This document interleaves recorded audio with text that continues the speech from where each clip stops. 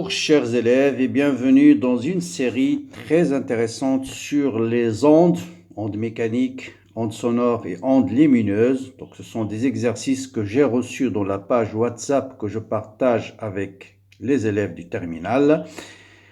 Donc voilà la série. Donc vous avez un exercice sur les ondes sonores, vous avez un exercice sur les ondes lumineuses et vous avez un troisième exercice sur les ondes lumineuses. Donc dans cette vidéo, je vais commencer par corriger le premier exercice qui est le suivant. Donc c'est la propagation des ondes sonores dans de fluides. On voit dans la vitesse, dans l'air c'est 340, dans l'eau c'est 1500. Vous avez deux récepteurs R1, un deuxième récepteur R2. Et on vous dit que le décalage temporaire entre les deux récepteurs, c'est tau égale à T1 moins T2. Ça veut dire T1, il est supérieur à T2. C'est normal. Donc la vitesse ici dans l'eau, ça c'est l'eau, et ça c'est l'air. Et le temps qu'on va mettre l'onde dans l'air, il va être plus grand que dans l'eau. C'est normal, même si la distance dans l'air est plus petite, c'est normal, parce que la vitesse dans l'eau, elle est très supérieure à la vitesse dans l'air. Bon. Quelques questions, tout de suite je vais répondre question par question.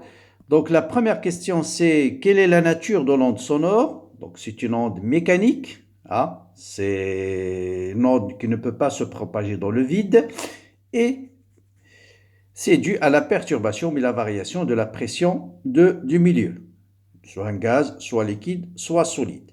Quelle est la différence entre l'onde sonore et l'onde ultrasonore? Bon là, il suffit de se rappeler de tracer une échelle de la fréquence.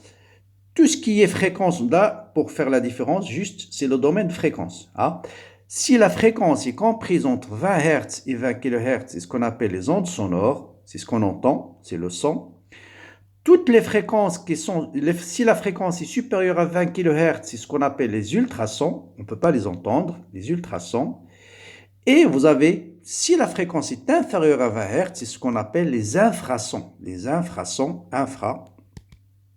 ce sont les ondes utilisées par exemple par les éléphants pour communiquer.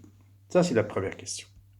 Bien, ça, c'est les trois questions de cours. Maintenant, on nous dit de déterminer la relation entre D1 et V1, D2 et V2 et montrer cette relation. Bon, vous allez voir, c'est extrêmement simple, il suffit d'écrire les définitions. Donc V1, c'est l'onde qui se propage dans l'air. Il parcourt la distance D1 en instant T1. Donc V1, tout simplement, c'est la distance sur le temps. La même chose, V2, c'est D2 sur T2. Il parcourt la distance D2 et le temps arrive ici à l'instant T2. Le temps arrive ici à l'instant T1. Voilà. Maintenant, on veut démontrer cette relation. Bon, je commence par écrire les quatre relations. Tau, c'est T1 moins T2. V1, c'est D1 sur T1. V2, c'est D2 sur T2. Et d'après cette relation-là, j'ai T1 égale à tau sur plus T2. Pour calculer T2, donc, je commence par cette relation. Donc T2, par définition, c'est D2 sur V2. D'accord? Donc T2, c'est V2 sur V2. Ensuite, je vais remplacer D2 par sa valeur. Donc D2, regardez le schéma, D2 c'est quoi? C'est D1 plus D. C'est D1 plus D. Donc D2 est égal à D1 plus D sur V2. Ensuite, je remplace D1 par sa valeur, d'après cette relation-là. D1 c'est quoi? C'est V1 fois T1. Donc c'est V1 fois T1 plus D sur V2. Moi, je dois exprimer T2 en fonction de taux. Donc je dois éliminer T1.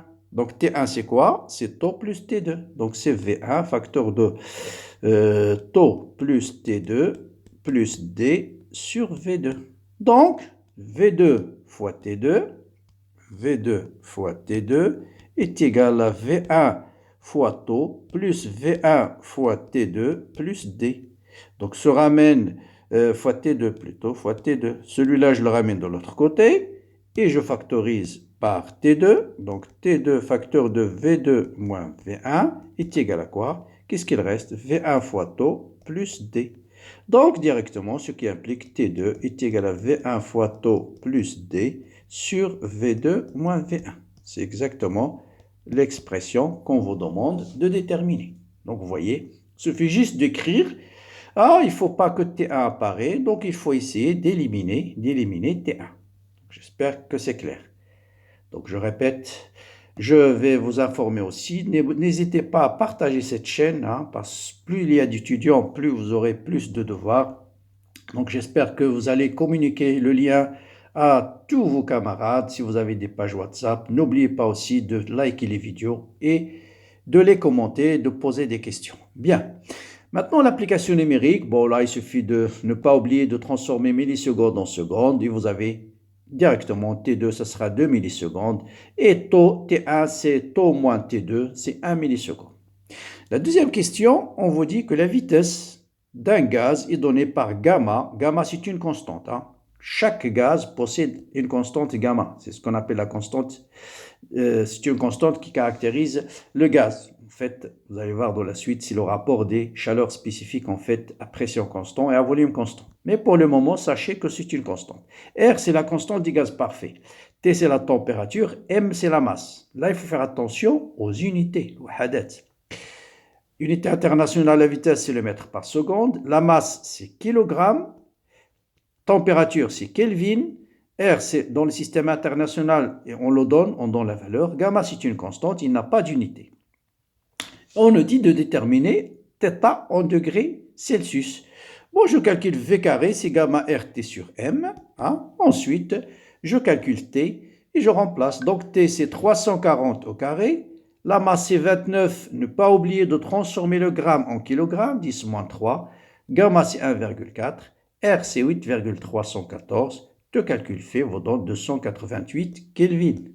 Or, la température en degrés C, c'est température en Kelvin, moins 273. Donc, ça vous donne θ égale à 15 degrés C. Donc, voilà pour ce premier exercice. Et dans la deuxième partie, que je vais bientôt aussi publier, je vais détailler l'exercice numéro 2, qui était un exercice. Ah bon, il reste encore une petite question, pardon. Donc, on vous dit, montrer que V carré est égal à A fois θ plus B. Bon, là, il suffit d'écrire V carré, c'est gamma R fois E sur M fois T, de remplacer tout simplement T par θ plus 273. Voilà la relation entre Kelvin et degré C. Et puis, vous voyez directement, c'est A fois θ plus B. Avec A, c'est gamma R sur M et B, c'est gamma R sur M fois 273. Voilà. D'accord? Donc voilà, ça c'est un exercice pour les PC, SVT et sciences maths. Pas de problème.